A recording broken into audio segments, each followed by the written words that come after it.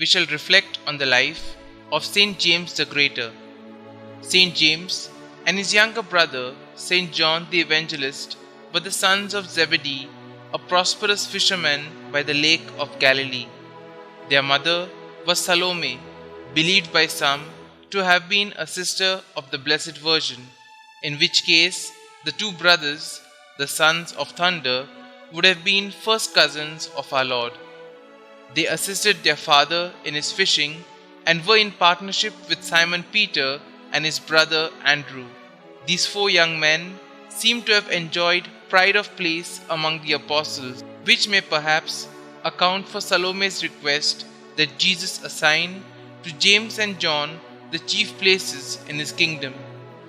Saints Peter, James and John were the only ones privileged to witness our Lord raising to life the daughter of Jairus, his transfiguration, and finally his agony in Gethsemane. Saint James the Greater, so named probably due to his having been of higher stature than Saint James the Less, was the first apostle to be martyred. Herod Agrippa I, a grandson of Herod the Great, who had massacred the holy innocents, was trying in every way to please the Jews, and in the year 43 had James arrested as one of the leading men in the rapidly growing church. He had him beheaded, and according to an ancient tradition dating back to Clement of Alexandria, it says that with him suffered the very man who had accused James before Agrippa, for he had become converted by the apostles' fearless profession of faith.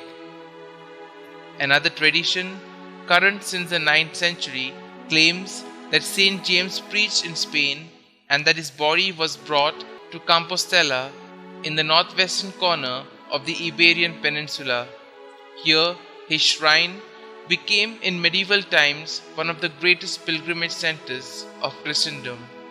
To this day, the very fact of visiting Spain at all remains disputed.